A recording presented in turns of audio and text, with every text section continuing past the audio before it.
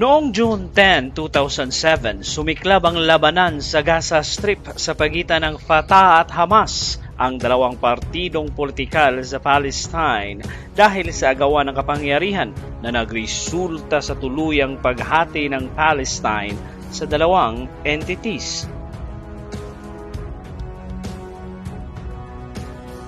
Ito ang kwento ng Battle of Gaza noong 2007, labanan ng mga kapwa-Arabong mga Palestino sa Gaza Strip, Fatah laban sa Hamas na nagresulta sa pagkatalo ng Fatah sa labanan at pag-take over ng mga teroristang Hamas sa Gaza na siyang ugat ngayon sa digmaan sa Israel.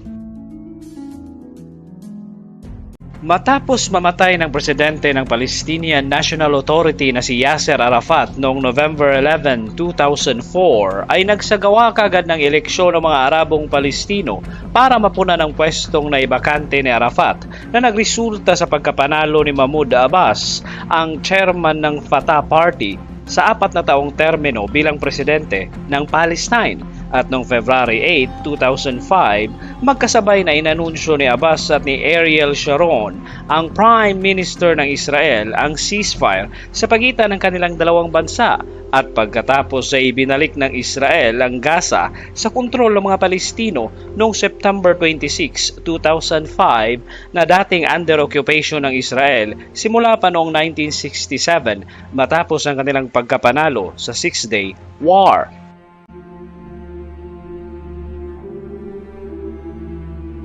Kasama na dito ang paglikas ng lahat ng mga residenteng Hudyo sa Gaza at lahat ng security personnel ng Israel. Sinira din ng mga Hudyo ang lahat ng mga buildings na kanilang itinayo sa Gaza para tuluyan ang magkaroon ng kapayapaan na sinimula ni Yasser Arafat. Pero sa sumunod na taon ng January 25, 2006 ay nanalo sa eleksyon ang Hamas sa Palestine, kung saan nagulat ang Israel at US sa resulta ng eleksyon dahil inaasahan ng mga Israeli at mga Amerikano na mariretain ng Fatah ang kapangyarihan nila sa Palestine at para mapanatili ang kapayapaan. Pero kabaliktaran ang nangyari dahil ang Hamas ang nanalo at hindi kapayapaan ang layunin nito sa Israel, kundi ang tuluyang pagpapalayas ng Hamas sa mga Hudyo sa Palestine.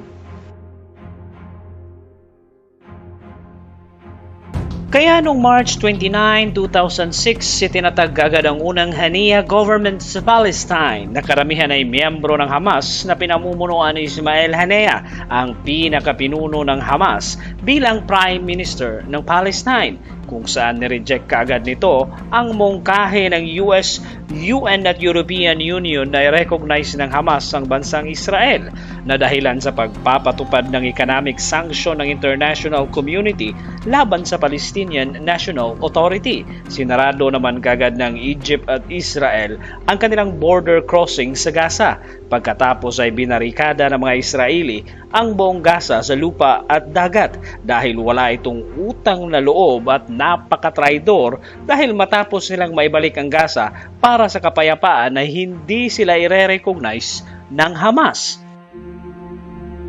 Samantala ay na-pressure naman ang presidenteng si Abbas ng PNA or Palestinian National Authority ng international community kung bakit hindi nito makontrol ang Hamas at ang Prime Minister nitong si Haniyeh na baka siyang sisira sa matagal ng pinapangarap ng mga Palestino na magkaroon ng kanilang sariling bansa at makamit ang kapayapaan sa rehiyon na sinimulan ni Arafat. Kaya kinukonsidera na ni Abbas na i-dismiss ang Haniyeh government dahil nasa ilalim naman ng kanyang kapangyarihan na pwede nitong i-dissolve ang Parliament o ang Palestinian Legislative Council na pinamumunuan ni Haniyeh at ng partido nitong Hamas.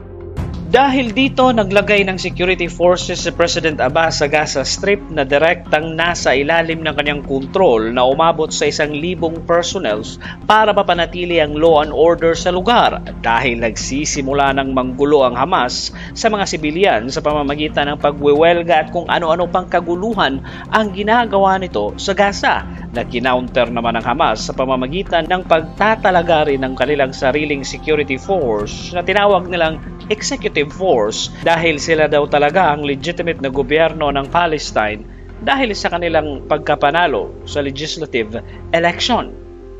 Isa pa kung bakit napakatigas ng Hamas ay dahil suportado ito ng Iran. Nakakatanggap ng malalaking pera ang Hamas na mula sa Iran para may pagpatuloy nito ang kanilang layunin na wasakin at palayasin ang Israel sa rehiyon. Ang hindi maintindihan ng mga normal na miyembro ng Hamas ay ginagamit lang sila ng Iran dahil napakalaking threat ng Israel sa Iran at hindi rin maintindihan ng mga Palestino na talagang ginagawa lang silang pawn ng mga Iranians para patuloy ang kaguluhan sa lugar at hindi sila magkakaisa at para hindi makapag-focus ang Israel sa Iran dahil sa napakagulo nitong sitwasyon sa mga Palestino.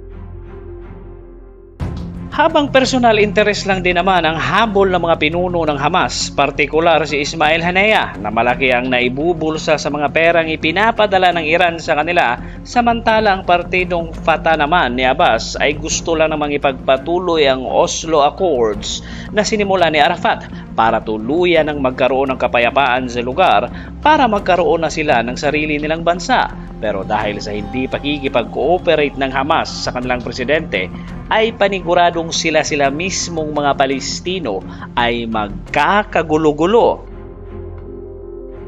Kaya ayon sa plano ni President Abbas at ng kanyang partidong Fatah na ibinulgar ng Al Jazeera ang Palestine Papers na magtatatag daw sila ng National Unity Government sa kalagitnaan ng 2007 kung saan tatanggalin nila sa kapangyarihan ng Hamas at papalitan nila ito ng gobyernong acceptable sa international community, partikular sa Israel, para maipagpapatuloy nila ang Oslo Accords, surang pangarap ni Arafat na kapayapaan at sariling bansa para sa mga Palestino. Kaya noong December 2006, nagpatawag ng panibagong eleksyon si President Abbas sa parliamentary at presidential election na nireject o tinanggihan naman kaagad ng partidong Hamas, kung saan alam na ng Israel na gulo talaga ang gusto ng Hamas at ayaw talaga nito ng solusyon sa kanilang problema.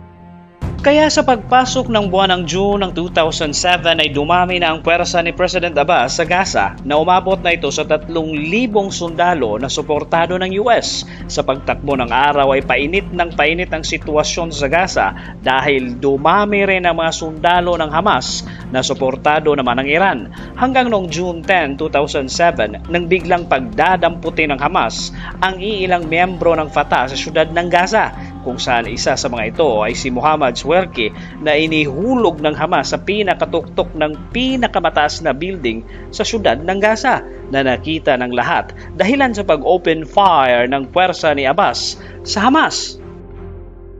Pagkatapos ay inatake ng Palestinian National Security Forces ni Abbas ang Great Mosque sa syudad at pinatay ang imam ng moske at dumiretso sa bahay ng Prime Minister at pinuno ng Hamas na si Ismail Haniyeh at niratrat ang bahay nito pagkatapos ay hinulog rin sa matataas na building sa lugar ng puwersa ni Abbas ang lahat ng kanilang nahuling mga miyembro ng Hamas. Sa sumunod na araw ng June 11 ay inatake rin ang bahay ni President Abbas sa Gaza ng Hamas. Sa loob ng 2 araw ay patuloy ang bakbakan ng kapwa mga Palestino sa Gaza para magpatayan at maglabanan para sa agawan ng kapangyarihan sa kanilang gobyerno.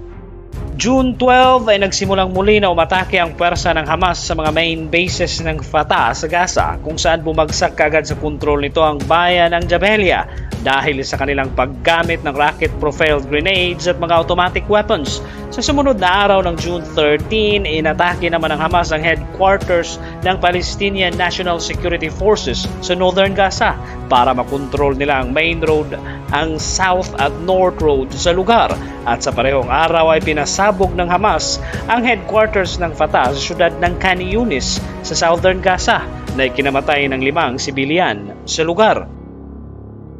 June 14, 2007 sa ika-4 na araw ng bakbakan ng Hamas at Fatah ay inanunsyo ni President Abbas na dinidissolve na niya ang unity government at nagdeklara ng state of emergency sa Palestine dahil tinake over na ng Hamas ang lahat ng mga sasakyan sa Gaza at mga armas na nasa National Security Headquarters. Pati na ang bahay ni Abbas ay bumagsak na sa kontrol ng Hamas. Sa sumunod na araw ng June 15 ay tuluyan ng bumagsak sa kontrol ng Hamas ang kabuuan ng Gaza at pinalitan ang lahat ng mga opisyal sa lugar na puro miyembro ng Hamas. Umalis naman kaagad si Abbas sa Gaza at dali-dali ang tumakas papuntang West Bank kasama ang kanyang mga loyal followers at dahil dinisolve na ni Abbas ang unity government sa Palestine ay tuluyan ang nahati ang Palestine sa dalawang entities, ang West Bank na kontrolado ng Fatah government ni Abbas at ang Gaza Strip na kontrolado ng mga militanteng grupo ng Hamas sa ilalim ng pamumuno ni Ismail Haniyeh, ang kilabot na leader ng Hamas na nasa mga mamahaling hotel nakatira sa Turkey or Qatar dahil sa laki ng natatanggap nitong pera mula sa mga tulong or international aid na para sana sa Gaza na ibinubulsa ni Haniyeh. 2 araw matapos bumagsak sa kontrol ng Hamas ang Gaza ay nagpatupad kaganito ng napaka-istriktong Islamic law sa lugar kung saan inatake kagad ng Hamas ang isang komunidad, eskwelahan at kumbento ng mga Katoliko sa Gaza. Niransak nito ang lahat ng mga kabahayan ng mga Kristiyano sa lugar at kung ano-ano pang kahayupan ang pinaggagawa ng mga militanteng Hamas sa mga Kristiyano na hindi naman pinapakialaman dati ng gobyerno ng Fatah. Sinundan pa ito ng pagbabawal ng Hamas ng pagbebenta ng alkohol sa buong Gaza, pagban sa mga internet cafes, pagtitipon-tipon, pagsasarado ng mga bars at pagpapatupad ng tamang paglalagay ng head coverings sa mga kababaihan. Doon pa lang na-realize ng mga Palestinong bumoto sa Hamas na pinatay pala nila ang kanilang sariling kalayaan nang iboto nilang Hamas kesa sa Fatah ng layunin na ipagpatuloy lang ang kapayapaan na sinimulan ni Arafat sa Oslo Accords na siyang solusyon sana para magkaroon na ng sariling bansa ang mga Palestino. Pero sa halip ay ang mga terorista ang kanilang pinili na siyang dahilan ngayon sa kanilang pagdurusa sa Gaza. Hanggang sa ngayon patuloy ang kanilang pagdurusa sa Gaza dahil sa digmaan nila sa Israel habang masayang-masaya naman ang pinuno ng Hamas at ini-enjoy ang buhay sa mga mamahaling hotel sa Qatar kasama ang kanyang pamilya malayo sa realidad ng digmaan sa Gaza. Pero para sa iyo, bakit ba patuloy na sinusunod ng mga taga-Gaza ang leader ng Hamas na si Haniyeh na malayong-malayo naman ito sa realidad ng digmaan sa Gaza?